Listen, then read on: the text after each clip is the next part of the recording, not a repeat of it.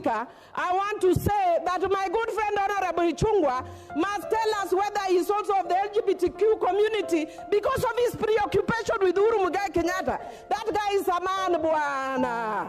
Don't be too preoccupied with Honorable Uhuru Muigai Kenyatta. I'm a woman, bwana. Me to be a good example to the girls, the younger ones who are doing their first term. Mr. Speaker, if they are good girls, they'll never get corner office. Be as bad as Millie Odhiambo, you will be the mother of this house. I am a bad girl, and as a bad girl, I'm here serving my 4th term. So do not be cheated like the African culture where you are told have decorum, dress nicely, be kind, be nice. I'm telling you, you will go nowhere. Be a bad girl like me and you'll get somewhere. And Madam Speaker, even as I'm speaking, I would want to urge Honorable Kaluma to listen to me, because he normally purports to know things about children's issues, even if he's my uncle, but I am an expert in this area more than him. And I would want... the word purports. No, I'm not the church of the house. I'm the Dani of the house. And I'm very proudly the Dani of the house. I'm not the church of the house. But you also mentioned... Honorable Millie, what is Shosh, Dani? What are those? Shosh? Make the speaker understand your contribution. I know as a lawyer, sometimes you speak in Latin, but I've not met those in Latin. Yes. My understanding is Shosh is grandmother in Kikuyu. I am just clarifying that I am Dani, which is grandmother in Luo. So I'm not Shosh. I am grandmother in Luo. And Dani is also a very fond word because I look like my grandmother, Aringo Meja Nyobiero, Nyamin Captain. So yes, I am Dani of the house. I'm Dani Nyobiero Meja Ringo. Okay. So I am okay. I get that. Yes, Mr. Speaker, actually that is what I'm in the process of doing. And you are a lawyer, and if you are even in a court of law, you hardly told yes, no, because you have to explain yourself. Mr. Speaker, I want to thank the majority leader for bringing the debate this way. And the reason he's done that is that he's actually anchoring his discussions on democracy and governance principles, meaning we must be heard. When you are not heard, you will use any other means to be heard. Nonetheless, I just want to challenge the majority leader to bring the Hansard and see on record. Tell me what I said on record, because I was never given a chance. No record, please. Honorable Millie. No record. Give me what I said. Millie, on record. Order. Honorable Millie, I've understood you. Honorable Millie, that you will withdraw. Then can I also draw it? Honorable Millie, would you withdraw the word delusional in reference to the member you used the word? Chair, in line you must be fair as a lawyer. If I said something on record, I withdraw it on record. If I said it off record, I withdraw it off record. Honorable Millie. Chair, I want to replace it with the words that is not entirely truthful. Just withdraw it. It cannot be used in reference to any member. No, I've just said it's not entirely truthful. That's very close.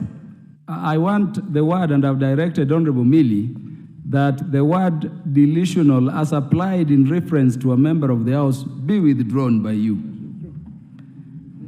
Chair, just withdraw it. It does not hurt.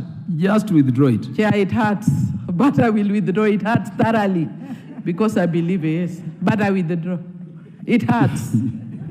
Thank you for withdrawing. Order seeking to inform Honorable Millie. I did not ask to be informed. I'm sorry. I'm sorry. You cannot inform me.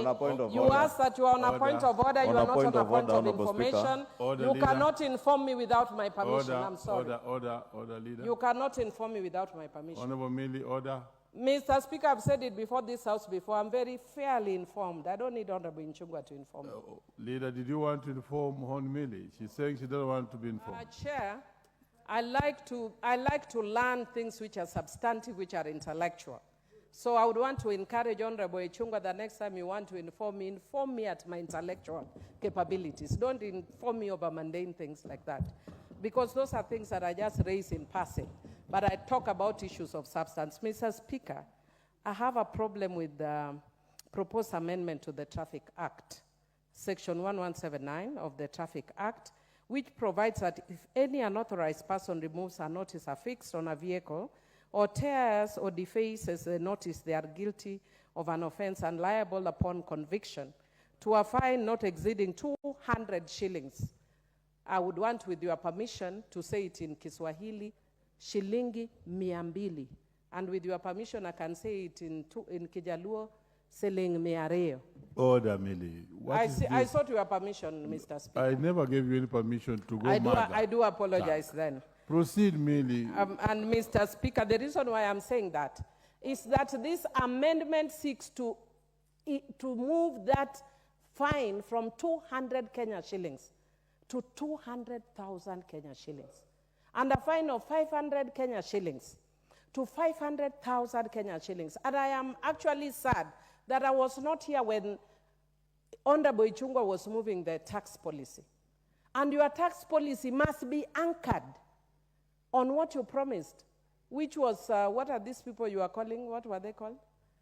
Hustlers. Which hustlers are you going to fine for removing a notice off a car, 500,000 Kenya shillings? Are you living in utopia? Leader, are you what's your living point in of order? mass? Order. Are you crazy? Are you mad? Are you mental? Order, Do you need a Millie. mental checkup? Order. You are taking Kenyans Millie, crazy. order. I'll still give you a time. This is the sweetness of debate. What's your... Thank you, Mr. Speaker. Mr. Speaker, I just want to not inform, but indicate that this is what I was talking about when I talk of intellectual engagement. If you listen carefully, you should know that as an esteemed lawyer, when I speak, I know the rules of the House. So I have made a connection between this law and that tax rule. It is actually completely and utterly allowed under our procedures. I made a connection. And I made a connection that says that their policy must be linked with the law that they pass. Your policy cannot be divorced from the law. The law must follow the policy. So I want to tell Honorable Millie Odhiambo that indeed he knew. He actually prophesied that I was going to say something about him. That's why he preempted. And I will repeat, are you mental? Are you out of your mind? Think about Kenyans that you are harassing. Which Kenyan is going to pay 500,000 Kenya shillings for removing a small piece of paper off a car? You are very unserious. Order.